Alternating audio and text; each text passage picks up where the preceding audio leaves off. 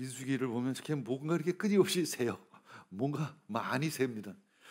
그래서 우리는 보면 얼핏 보면 뭐 이렇게 세고 또 세고 또 세고 또 셀까 이렇게 질문하게 되는데 그 나름대로 깊이 들어가면 어떤 영적인 의미가 있습니다. 오늘 보면 대신한다는 의미를 대신한다는 이야기들이 좀 있어요. 대신한다. 대신 맏아들 대신에 레위인이 섬기게 하는 거예요. 대신 이것이 바로 대속입니다. 대속의 의미가 있어요. 우리가 대속의 십자가 이제 대속의 십자가. 우리가 그래서 우리 대속받은 성도예요. 우리들의 죄를 대속받은 거예요. 누군가가 대신 죄값을 치른 거예요, 사실은. 그렇죠? 우리가 길거리 가다가 운전하면서 도를 운행하다가 신호등만 잘못 지켜도 벌금 딱지가 오잖아요. 그렇죠? 5만 원짜리 벌금 딱지가 오면 내야 돼요. 그렇죠? 죄를 졌으면 내야 되는 거야. 누군가 나를 대신 내 죄를 대신해 낸 사람이 있어요. 누가 나를 대신 내 죄를 대신해서 냈을까요? 예수님이 대신 내셨어요. 근데 그것이 단순히 5만 원, 10만 원 정도가 아니죠. 예를 들어서 여러분들의 죄를 내가 대신 짊어진다고 해서 짊어질 수 있을까요? 한 인간이 그냥 한 인간이 짊어진다고 짊어질 수가 있는 것이 아니에요. 인류의 죄는 하나님밖에는 대신 짊어질 사람이 없어요. 그래서 하나님의 아들을 보내신 것입니다. 죄 없으신 하나님의 아들을 보내신 것입니다. 그것이 바로 대속이죠. 대속의 십자가인 것입니다. 그래서 우리가 사순절 기간이 참 의미가 있는 것입니다. 이것이 그냥 2000년 전에 예수님께서 십자가에 못 박히셨대, 그냥 우리들의 죄를 그냥 짊어지셨대 정도가 아니라 나를 위해서 자신의 생명을 십자가 위에 들이신 것입니다. 이것은 그냥 지나가는 얘기가 아니에요. 내가 누구에게 빚졌는데 그 사람이 내가 100만 원에 누구에 100만 원을 빚졌는데 그 사람이 나 대신에 100만 원을 갚아줬어. 참 이래도 참 고맙죠. 그렇죠? 고맙죠. 근데 1000만 원을 갚아줬어요. 누군가 잘 알지도 못하는 사람이 1000만 원을 갚아줬어요. 얼마나 감사할까. 근데 내가 10억을 빚졌어요. 근데 10억을 누가 빚을 갚아준 거예요. 그 진짜 감사하죠. 근데 내가 갚지 못할 빚을 내가 졌어요. 내가 도저히 평생 갚아도 갚을 수 없는 빚을 졌어요. 근데 누가 대신 그것을 갚아줘요. 우리는 그런 의미에서 빚진 자인 거예요. 빚진 자입니다. 자, 출애굽기는 애굽에서 노예 생활하던 이스라엘 백성들을 하나님께서 구원해 주시죠. 해방시켜 주십니다. 그리고 시내산까지의 시간들을 이야기하고 있습니다. 그 시간이 한 대략 1년 정도가 돼요. 그래서 출애굽기 40장 1에서 2절, 34절을 보면 주님께서 1, 2절 보면 말씀하셨다. 읽겠습니다. 나는 첫째 달 초하루에 성막 곧 회막을 세우라. 그때 구름이 회막을 덮고 주님의 영광이 성막에 가득 찼다. 출애굽기 40장 1, 2절하고 이제 34절입니다. 첫째 달 초하루에 성막 회막을 세워라 이렇게 명령을 하신 거예요. 그리고 이제 마지막 절에 보니까 성막을 완성했어요. 그때 하나님의 영광이 그 회막 가운데 임한 거예요. 마치 하나님께서 비전사들을 세워라 완공을 했더니 하나님의 임재가 그 가운데 덮은 것처럼 주님의 영광이 성막에 아주 가득 찼습니다. 결국 이제 그리고 나서 이제 민수기가 시작이 되는 거잖아요. 행진을 시작을 하는 겁니다. 이제 광야 생활을 시작하는 거예요. 결국은 광야 생활의 중심에 뭐 있어야 될까요? 바로 회막이 있어야 된다는 것입니다. 우리의 삶의 중심에 무엇이 있죠? 예배가 있어야 하는 것입니다. 우리들의 생활의 중심에 교회가 있어야 하는 것입니다. 그래서 교회 중심의 삶을 살라.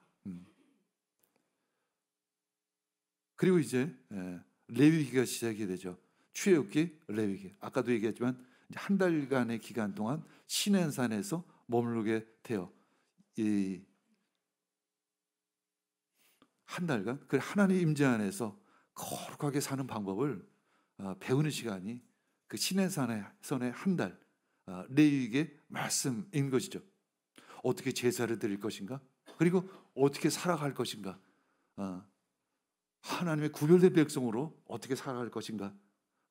어떻게 예배를 드릴 것인가? 어떻게 예배자의 삶은 어떻게 살아가야 할 것인가? 제사법과 거룩한 삶의 기준을 우리에게 말씀해 주시는 것이 바로 레위기이죠. 레위기. 그 레위기를 보면 참 제사법에 대해서 도덕법에서 나왔기 때문에 참 지루하죠. 사실 지루하긴 하지만 법이에요. 그렇게 살아가야 하는 것이고 그렇게 예배를 드려야 하는 것이면 이제 유월절에 대해서 조금 돌아보면 출애굽의 상황에 대해서 좀 돌아보기를 원합니다. 여기서 이제 대속의 개념이 이 안에 있기 때문에 그래요. 대속. 왜 여기부터 시작하지 않으면 도대체 뭐 맏아들 대신에 왜 레위인이 대신해야 되는지가 굉장히 헷갈리는 혼동이 돼요. 그래서 이제 이스라엘 백성은 이제 애굽에서 노예 생활을 하죠. 그렇죠? 이것이 바로 우리들이 죄 가운데 죄의 종로로 타는 것과 유비가 되는 그런 부분들인 것입니다. 하나님은 모세를 보내서 이제 그들을 이스라엘 백성들을 애굽에서 해방시키기로 결정을 하는 것입니다. 물론 이것은 이미 하나님 안에서 예언적으로 계획된 내용이기도 한 거예요. 그런데 바로 왕은 굉장히 완고했습니다. 이스라엘 백성들을 놓아주질 않아요. 뭐 어떻게 보면 그건 당연한 일이에요. 그렇죠?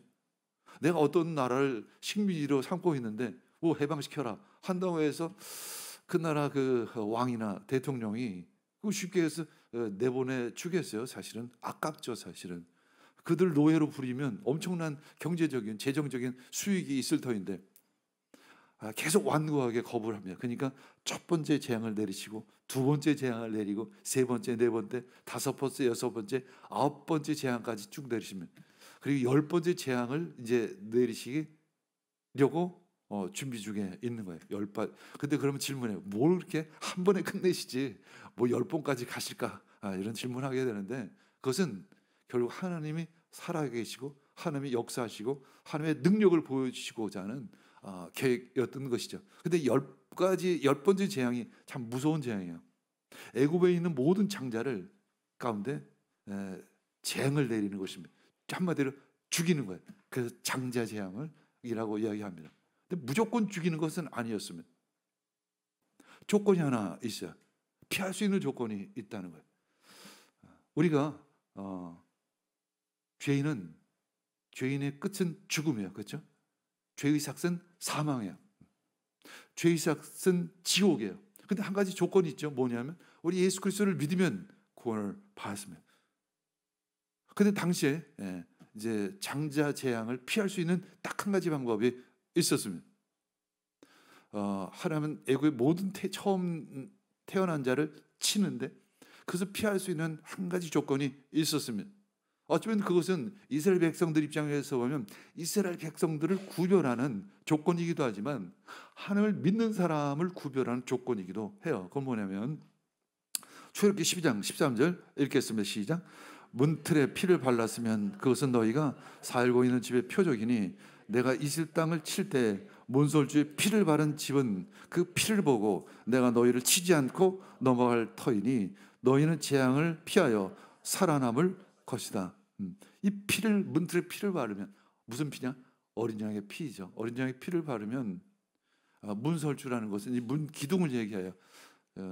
저 AI가 또 잘 못 그려요. 대문에다가 피를 칠해놨는데 그게 아니라 문 기둥에 이제 문 기둥에다가 피를 바르면 이제 피를 보고 넘어갑니다. 그래서 pass over. 그래서 유월절이다라는 표현을 하는 6월 넘어간다는 표현을 그 재앙이 넘어가는 거예요.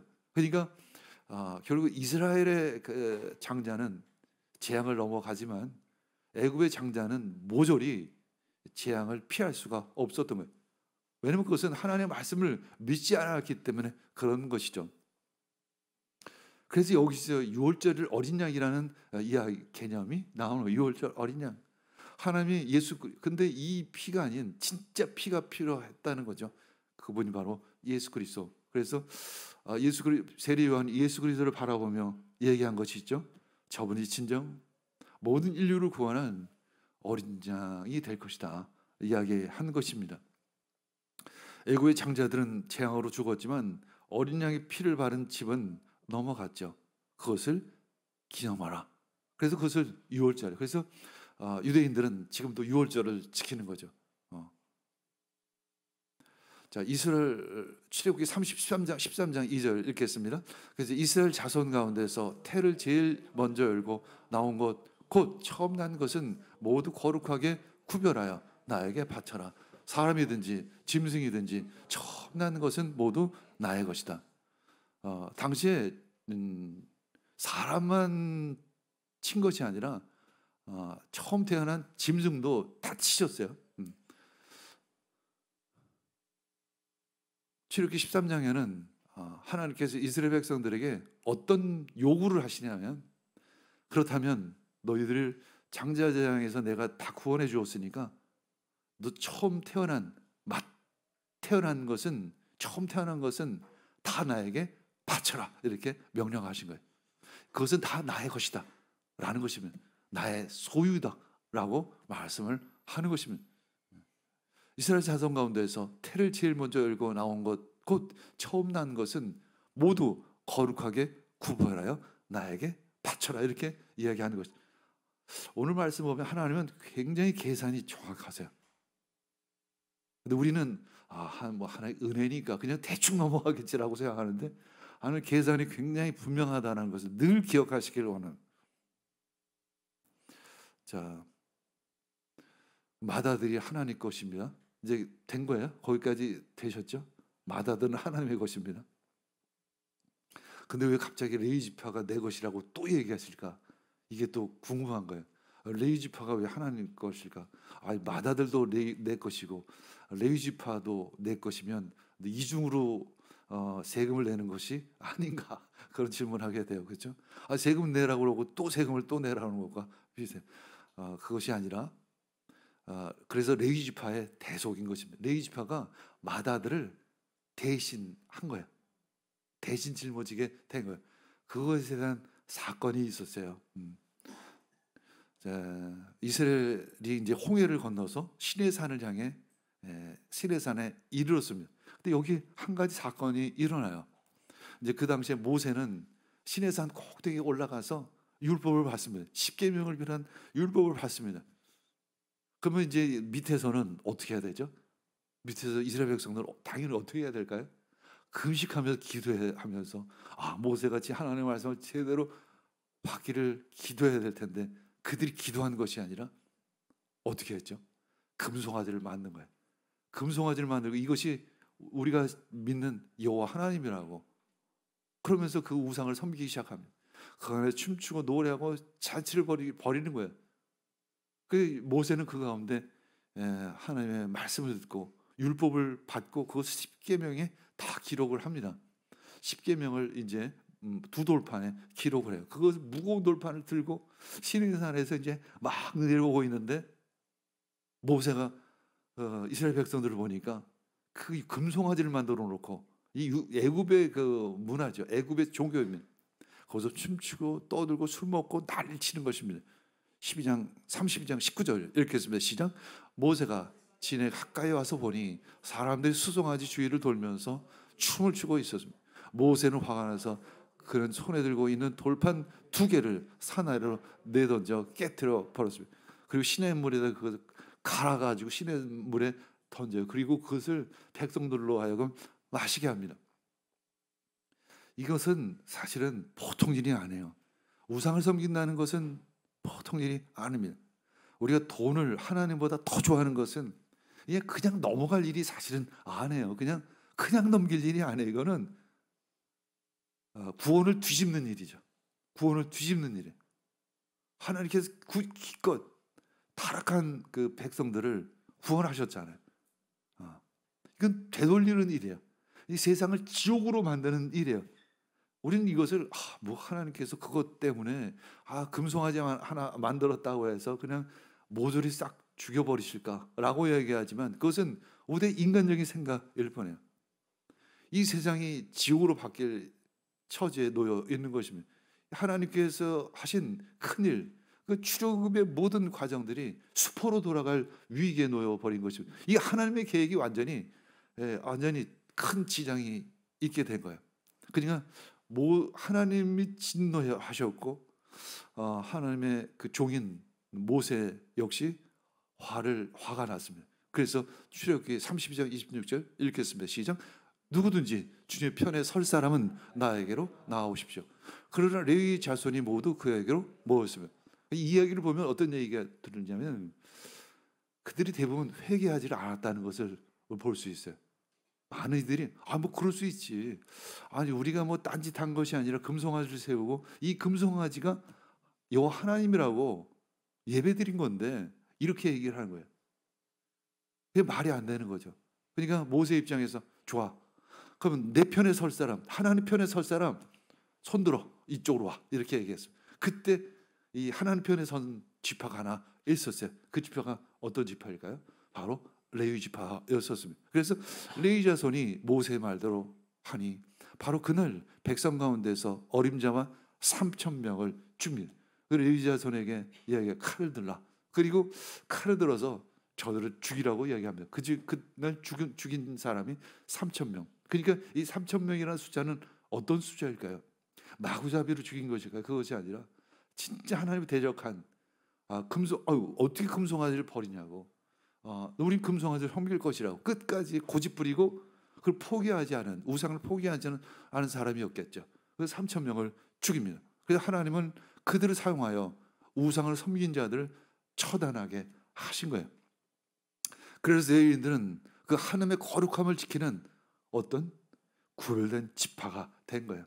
그 하나님의 거룩함을 지키는 구별된 지파가 된 것입니다. 그래서 우리는 하나님께서 신약 시대 때 레위 지파는 없지만 바로 우리들과 같은 성도를 마치 레위 지파다 얘기하는 것이 그 하나님의 거룩함을 지키는 자인 것입니다. 물론 우리가 지킨다고 지켜지는 것은 아니겠죠. 우리가 하나님을 섬기고 하나님을 예배하는 자 바로 레위 지파인 것입니다. 그래서 마다들 한 사람씩 뽑아서 하는 것보다는 한 지파를 그냥 그대로 너희들이 하나님을 섬기는 지파가 되어라. 그래서 마다들 대신 너희들이 대신해. 이것이 바로 대신, 대속의 개념이 있는 것입니다. 그래서 이스라엘 자손이 1장 1절에서 3절 읽겠습니다. 시작. 이스라엘 자손이 이집트 땅에서 나온 지 2년이 되던 해 둘째 달 초하루에 주님께서 시내 광야의 회막에서 모에게 말씀하여 너희는 이스라엘 자손의 온 회중을 각 가문별 가족별로 인구를 조사해라. 남자의 경우는 그 머릿수대로 하나하나 모두 올려 명단을 만들어라. 너는 아론과 함께 이스라엘 사람 가운데서 20살이 넘어 군대 입대할 수 있는 남자들을 모두 각 부대별로 세워라. 언제 이 메시지를 이 명령을 한 것이죠. 1년 1개월이 지난 첫날, 그러니까 출애굽한 지 13개월이 지난 첫날에 인구 조사를 하려고 한 것입니다. 그래서 민수기는 숫자들, 백성들의 숫자들. 그래서 이렇게 의미가 있고 원래 히브리어에는 베미드 바르, 이제 광야에서라는 의미를 가지고 있죠. 그래서 라틴어 번역본에서 이제 리베르 누메리라는 라틴어로 영어로 하면 그것이 럼버스가 돼요. 그래서 영어 성경 제목은 럼버스가 되죠. 그래서 이 광야에서라는 것은 우리가 이스라엘 백성들이 광야의 여정을 다룬 책이기 때문에 광야에서라는 제목을 가지고 있기도 한 것입니다. 그래서 민수기 1장에서 10장은 10장까지는 특별히 10장까지는 행진을 위한 준비 시간을 갖습니다. 그것이 이제 인구 숫자를 조사하는 것부터 시작해서 짐 편성을 어떻게 할 것인가 이런. 그래서 결국 남자의 숫자를 다 세니까 60만 3,550명이 나와요. 그것이 민수기 1장 46절의 말씀입니다. 그리고 이제 특별히 이제 남자 숫자를 세라고도 이야기를 하죠. 그 다음에 이제 1장 48절에서 50절 보면 읽겠습니다. 시작. 주님께서 모세에게 이렇게 분부하였다. 레위 지파만은 인구조에서 빼고 이스라엘 징집자 명단에 올리지 말아라. 그 대신 너는 레위 사람을 시켜 중국계가 보관된 성막을 보살피게 하여라. 레위 지파만은 인구조사에서 빼라는 거예요. 그리고 아까도 얘기하면 12지파, 원래는 11지파인데 요셉 지파를 하나로 계산했을 때는, 근데 요셉 지파는 공로가 컸어요. 그래서 그 아들들, 에브라임과 므낫세, 그 두 손자를, 야곱의 손자를 한 지파씩 계산해 줘서 12지파를 만들고, 레위 지파는 별도로 띄워버린 거죠. 레위 지파는 인구조에서 빼라. 전쟁에 들어가는 것이, 전쟁에 군사로 들어가는 것이 아니라 하나님을 섬기는 봉사자로, 헌신자로 두라, 이렇게 말씀하고 있는 것이죠. 결국 우리는 레위 지파와 같은 거죠. 그래서 나는 예배자인 것입니다. 레위 지파가 의미하는 바는 바로 이스라엘 공동체는 예배 공동체라는 것을 의미하고 있습니다. 우리 역시 예배 공동체인 것입니다. 우리 한 사람만 예배자인 것이죠. 3장 40절 읽겠습니다. 시작. 주님께서 모세에게 말씀하셨다. 이스라엘 자손 가운데서 태어난 지 한 달이 넘은 마다들을 모두 등록시키고 명단을 작성하여라. 왜 마다들을 특별히 구별해서 숫자를 세라고 하실까요? 아까 미리 얘기한 것이 있죠. 마다는 다 하나님께 드린, 구별된 사람들이다. 그 마다들의 숫자가 바로 22,000명이었던 거예요. 22,000명. 22,273명입니다. 22,273명. 그리고 레위인의 숫자도 셌었죠. 레위인의 숫자는 22,000명이에요. 레위인의 숫자가 22,000명이고 마다들의 숫자가 22,273명입니다. 이 차이, 273명의 차이가 나는 거예요. 그렇죠? 273명. 그러니까 마다들 대신에 레위인이 하나님을 섬기라, 회막을 섬기라, 예배를 섬기라 말씀하셨어요. 근데 273명이 모자라는 거예요. 어떻게 해야 되죠? 우리가 은혜의 하나님에게 그냥 넘기실 것 같잖아요. 넘기실까요? 안 넘기실까요? 안 넘기셔요. 41절 읽겠습니다. 시작. 나는 주다. 너는 이스라엘 자손의 모든 마다들 대신에 레위 사람을 구별하여 세우고, 또 이스라엘 자손의 모든 가축 맏배 대신에 레위 사람의 가축 맏배를 구별하여 세워서 나의 몫으로 삼아라. 마다들 대신에 마다들을 대속해서 레위인을 세우라. 이것이 바로 대속인 것입니다. 대속. 우리들의 죄를 대신하셔서 예수님께서 십자가에 못 박히신 것입니다. 대속은 대신 값을 치르는 것을 의미하여, 그래서 대속의 십자가, 이 십자가가 하나님 우리들의 죄를 대신 치르신 값인 것입니다. 예수님의 그 희생과 헌신과 피인 것입니다. 우리가 그래서 거저받은 구원이 아니에요. 뭐 등록하면 되지. 아니에요. 그런 정도가 아닙니다. 그래서 믿음으로 받는 순간 예수님의 십자가의 죽음이 죽음이 되어져야 하는 거예요. 이건 그냥 단순한 종교가 아니에요. 여기서 우리는 분명히 알아야 될 메시지는 바로 나의 죄를 대속하신 분이 있다는 것입니다. 그분이 바로 예수 그리스도이신 것입니다. 그분이 나를 대신해서 십자가에 못 박히신 것입니다. 그분의 피로 나는 구원 받은 것입니다. 우리는 그것을 늘 잊어서는 안 되죠. 그냥 그냥 덜렁덜렁 그냥 주일날 예배 이때니까 오자. 그래 종교는 하나 어디 살려면 종교는 하나 가지고 있어야지. 이런 정도가 아니라는 거예요. 우리의 생명이라는 것입니다. 우리의 중심이라는 것입니다.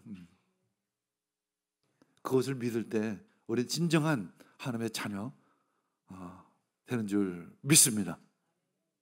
민수기 3장 45절 읽겠습니다. 너는 이스라엘 자손의 모든 마다들 대신 레위 사람을 구별하여 세우고 이스라엘 자손의 가축 맛배 대신 레위 사람의 가축 맛배를 구별하여 세우라. 레위 사람은 나의 몫이다. 나는 주다. 이제 이해가 되죠? 그래서 맏아들 대신에 레위 지파를 세우라 말씀하고 있습니다. 맏아들 대신에 레위 지파를 세우라. 레위 지파는 그때 너희들 금송아지를 세우고 우상을 섬길 때 하나님의 거룩을 구별해서 지킨 지파이다. 내가 그들을 특별히 구별해서 하나님을 섬기는, 하나님의 전을 섬기는, 예배를 섬기는 구별된 자로 내가 삼으리라. 이렇게 말씀했던 것이죠. 그래서 레위 사람은 나의 몫이다. 구속하다, 대속하다, 속전을 지불하고 값을 지불하여 자유롭게 하는 것을 의미해요. 당시 속전, 대속이라는 것은 노예를 풀어주는 때 값을 의미하는 거예요. 누군가가 값을 치르고 노예를 풀어주는 것입니다. 그것이 바로 속전이에요. 속전. 그렇게 하는 행위를 대속이라고 이야기하는 것이고, 맏아들 대신에 레위는 이제 내 것이다 말씀하고 있습니다. 그런 의미에서 우리는 신약시대 영적인 레위 지파인 것입니다. 우리는 하나님의 소유가 된 거예요. 46절에서 이제 51절의 내용은 어떤 거냐면, 이제 본래 이스라엘 장자들은 다 하나님의 소유였는데, 그래서 모든 장자들은 다 하나님께 바쳐야 했지만 하나님 그들 대신에 레위 지파를 택하셨죠. 그래서 이제 레위인의 숫자를 세니까 22,000명이고 장자들의 숫자를 세니까 22,273명인데, 한마디로 레위 지파를 하나님의 소유로 삼았는데 그러다 보니까 273명이 모자라죠. 그래서 장자의 수가 레위인의 숫자보다 273명이 더 많았던 거예요. 그러면 이만큼의 인원수만큼 하나님은 속전을 요구한 거예요. 은으로 대신 갚으라 한 거예요. 사람마다 은 5세겔씩 받아라 한 것입니다. 그래서 273 곱하기 5세겔, 특별히 성전 세겔로 받으라 했더니 그 총 1365세겔이 나온 거예요. 그래서 1365세겔을 받은 것입니다. 그래서 하나님의 명령에 따라 모세는 그것을 하나님의 명령대로 아론과 그 아들들 제사장에게 주게 된 거예요. 하나님은 계산이 정확합니다. 대충 넘어가지를 않으십니다. 여러분들 대충 넘어가지 않으시기를 원합니다. 5대 신앙, 뭐 그냥 적당히, 그냥 마치 우리들 은혜다 그러면 구렁이 담 넘어가는 것이 은혜라고 얘기하는데 그런 것이 아니에요. 분명히 값을 치른 것을 은혜입니다. 5대 죄에 대해서 하나님의 아들을 보내셔서 분명한 값을 치르신 거예요. 22,273명, 그 숫자가 안 맞았기 때문에 273명에 대한 계산을 분명히 한 것입니다. 우리가 물건을 살 때도 계산이 분명하죠. 현대인들에게 특별히 계산이 분명합니다. 여러분들 생명을 누군가가 대신 사주세요. 그것이 10억보다 더 비싸고 100억보다 더 비싸고 1000억보다 더 비싼 값을 주시고 계산할 수 없는 값을 주고 대신 나를 대신 사준 분이 있다면 어떻게 해야 될까요? 답은 다 나와 있죠. 근데 왜 그렇게 안 살려고 요리 빼고 저리 뺄까요? 잘 몰라서 그런 줄 압니다. 오늘 말씀을 통해서 이제 분명히 하나님의 계산법 아셨죠? 보시오, 세상 죄를 지고 가는 하나님의 어린 양입니다. 이 대칭, 천칭 저울을 제가 그렸는데 한쪽에는 예수님의 피예요. 예수님의 십자가, 예수님 그분이에요. 한쪽엔 나의 죄인 것입니다. 대신 갚으신 것입니다. 나의 죄를 대신 예수님께서 갚으신 것이죠. 우리는 분명한 메시지가 있습니다. 계산은 정확해야죠. 그렇죠? 다른 거에는 계산이 정확하시잖아요. 물건을 사면 161원에 사면 161원 내야 되잖아요. 1원이라도 부족하면 안 되잖아요. 요즘 현대인들은 계산이 정확하기 때문에. 예수님의 피, 생명으로 우리의 죄의 값을 대신 치르셨다면 우리는 어떻게 살아가야 할 것인가요? 이사야서 53장 6절에 보면 여호와께서 우리 모두의 죄악을 그에게 담당시켰다 라고 말씀하고 있습니다. 담당시켰다는 것은 짊어지게 했다는 것을 의미합니다. 맡겼다는 것을 의미하는 것이죠. 그러나 여러분 택하심을 받은 족속이요 왕같은 제사장들이요 거룩한 민족이요 하나님의 소유가 된 백성입니다. 그렇죠? 어떻게 하나님의 소유가 된 백. 그래서 우리는 하나님의 소유가 된 백성입니다. 누군가가 이제 심장병에 걸렸어요. 이제 누로부터 심장 이식을 받지 않으면 죽을 운명이에요. 근데 누군가가 참 선한 어떤 분이 자신의 심장을 이식시켜 주었습니다. 그 심장을 이식받은 사람은 그래서 다시 새로운 인생을 살아가는 사람 입장에서는 어떤 고백을 할까요? 내가 이제 제 인생을 살게 되었으니까 제가 그 사람 덕분에 내가 그분을 잘 알지 못하지만 그분이 자신의 심장을 나에게 띄워 주었는데 이제 이 삶은 내 것이 아니지. 헛되이 사용해서는 안 되겠지. 근데 이제 그 사람이 마침 진짜 아주 선한 일을 하신 분이에요. 그렇죠? 아주 늘 평생을 누군가를 위해서 일하신 분이에요. 그렇다면 나도 그분의 삶을 따라서 참 좋은 일을 하고 이웃을 위해 살아가야지 라고 결단을 하겠죠. 마치 그런 것처럼 예수 그리스도께서 나를 대신해서 십자가에 못 박히셨다면, 나의 죄를 대신 짊어지셨다면, 그렇지, 이제 내가 이제 새로운 삶은 지금까지 살아왔던 삶이 아니지. 이제 제대로 살아야지. 잘 살아야지. 나만을 위한 삶이 아니라 그분처럼, 예수 그리스도처럼 하나님을 사랑하고 이웃을 사랑하면서 희생하면서 헌신하면서 살아야지. 그런 결단을 하게 될 것입니다. 그것이 바로 헌신이요, 그것이 바로 희생인 것입니다. 우리가 그래서 교회에서 봉사를 하게 돼요. 물론 그 봉사가 다가 아니에요. 이 교회에서의 봉사는 일종의 훈련입니다. 요즘은 이제 새해를 맞이해서 이제 봉사자를 이제 권면합니다. 근데 뭐 다른 교회도 그렇겠지만 우리 교회는 뭐 오시자마자 봉사하십시오 이렇게 이야기를 안 해요. 왜일까요? 봉사는 일이 아니기 때문에 그래요. 봉사는 일이 아닙니다. 내가 뭐 일을 잘한다고 해서, 내가 뭐 설거지를 잘한다고 해서, 내가 커피를 잘 내린다고 해서 그 주방에 들어가서 커피를 내리는 것이 아니에요. 커피를 내리는 것 이상의 어떤 의미가 있는 거예요. 그 안에는 뭐 아이들을 잘 가르친다고 해서 내가 교장 선생님이야. 교장 선생님 내가 40년을 아이를 가르쳤어요. 그래서 이 교육부에 와서 아이를 가르치는 것이 아니에요. 그거에 단지 봉사자는 봉사자가 높아지면 되는 게 아니라 하나님을 높여야 하는 거예요. 그리고 이웃을 사랑해야 하는 거예요. 근데 주방에서 자주 싸움이 나요. 왜 싸우면 이건 내 영역이라고 내 영역이라고 싸움 나잖아요. 그건 봉사가 아니에요. 그건 일일 뿐이에요. 일일. 자기 사랑이죠. 교회에서 나를 드러내려고 하는 것이죠. 그러면 당장 이렇게 어떻게 해야 될까요? 이렇게 끄집어서 이렇게 바깥으로 내. 좀 더 배우고 일하라고. 좀 더 배우고. 그래서 레이 한 달 동안 시내산에서 훈련시킨 거예요. 봉사는 이렇게 하는 것이다. 하나님께서 레이 지파에게 훈련시킨 것입니다. 그런 시간들이 필요해요. 시간이 지나면 그 다음에 하나씩 봉사하면서, 봉사를 통해서 어떻게 될까요? 나를 드러내면 어떻게 되죠? 그건 봉사가 아니에요. 그건 헌신이 아니에요. 설거지를 잘한다고 해서 맛있는 커피를 막 그냥 뭐죠? 아메리카노, 카페라떼를 만들었는데 그 위에 막 하트를 멋지게 그려가지고 막 구름이 피어오른다고 해서 그것이 봉사를 잘한 것이 아니라 그것을 통해서 하나님이 드러나야 돼요. 저분이 하는 섬김은 참 겸손해.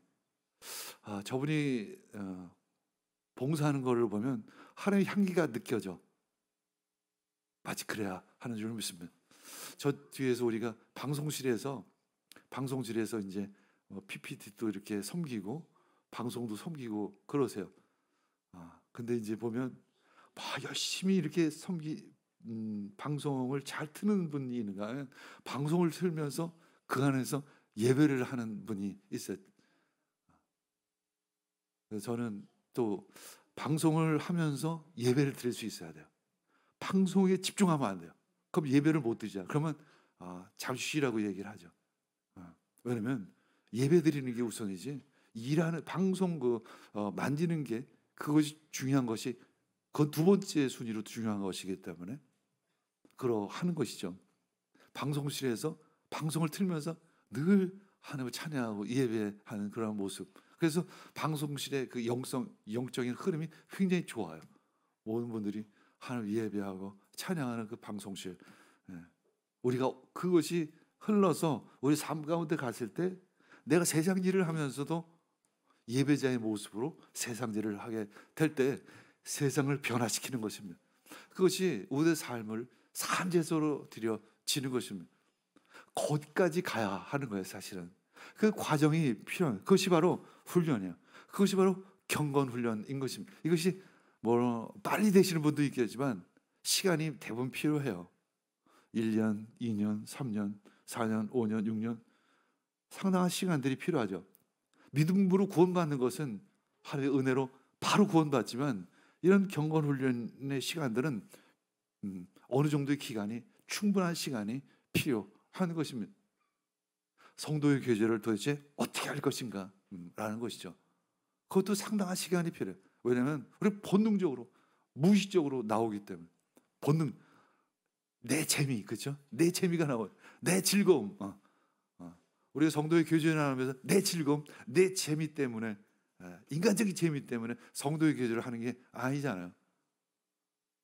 성도의 교제 가운데 하나님이 드러나고 하나님께 영광을 올려드리고 이웃을 사랑하는 모습들이 그 안에 계속 나와야 되는데 성도의 교제를 하는데 그냥 자기 한풀이나 하고 그냥 뭐 맛있는 것이나 먹으러 다니자고 얘기하고 많은 분들이 그렇게 하잖아요. 사실은 많은 권사님들이 그렇게 하잖아요.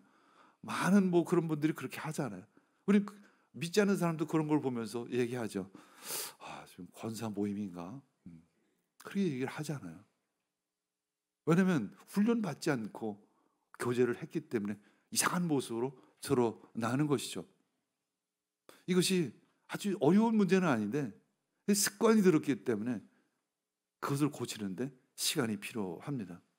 그래서 레위기는 한 달간 시내산에서 아무 일도 안 하고 제사 드리는 법, 어떻게 살아가 이 훈련을 받은 것처럼 그렇죠? 이제 우리는 제2의 인생을 산 것입니다. 거듭난 인생을 살아가기 시작을 한 것입니다. 고린도서 6장 20절 이렇게 했습니다. 시작. 여러분은 하나님께서 값을 치르고 사드린 사람입니다. 그러므로 여러분의 몸으로 하나님을 영화롭게 하십시오. 값을 치르고 사드린 사람, 누가 값을 치렀죠? 예수님께서 값을 치르고 사셨어요. 그래서 우리 몸으로 하나님을 영화롭게 해야 할 줄 믿습니다. 자, 이게 제가 가장 어려운 일인 것 같습니다. 지난주에 제가 목회자로서 가장 어려운 점은 일상이 많이 제한을 받는다는 것이 목회자로서의 어려움이라고 한다면, 두 번째는 또 목회자에게 요구하는, 또 예를 들어 장로에게 요구하는, 권세님에게 요구하는 하나님을 영화롭게 했느냐라는 질문을 받게 될 때가 있겠죠. 그렇죠? 직분이 올라가면 올라갈수록 그런 부분에서 더욱 성숙해야 하잖아요. 근데 그 부분이 내가 거기까지 내가 감당할 수 있을까? 내가 어떤 직분이 있는데 그 직분에 주신 하라고 하는데 참 그 직분을 통해서 하나님께 영광을 올려드려야 되는데 내 그 직분을 통해서 내 욕심을 채우지 않고 내가 드러나지 않고 하나님께서 드러나야 되는데 내가 그걸 감당할 수 있을까? 사실 그것이 제일 부담스러운 거죠. 영적인 부담이죠. 사실은 영적인 부담. 그래서 사실은 좀 그래서 피하고 싶은 거죠. 그게 싫다기보다는 인간적으로 싫다기보다는 영적인 부담을 가지시기를 원합니다. 거룩한 부담인 줄 믿습니다. 그러나 그것을 그렇다고 나 그래서 오늘 설교 말씀 들었으니까 찬양 좀 쓰라고 그랬더니 나 좀 영적인 부담이 너무 커서 안 쓰겠습니다. 그렇게 답하지 않으시길 바랍니다. 영적인 부담감을 가지라는 이유는 우리가 어떤 직분을 할 때 어떤 봉사자로서 하나님이 드러나야 되는데 늘 기도하면서 그 일을, 그 봉사를 감당하시길, 그 직분을 감당하시기를 원합니다. 그래서 에베소 2장 10절 읽겠습니다. 시작. 우리는 하나님의 작품입니다. 선한 일을 하게 하시려고 하나님께서 그리스도 예수 안에서 우리를 만드셨습니다. 그렇죠? 받으시길 원합니다. 오늘 이 말씀을 받으시기를 원합니다. 우리 함께 기도하겠습니다.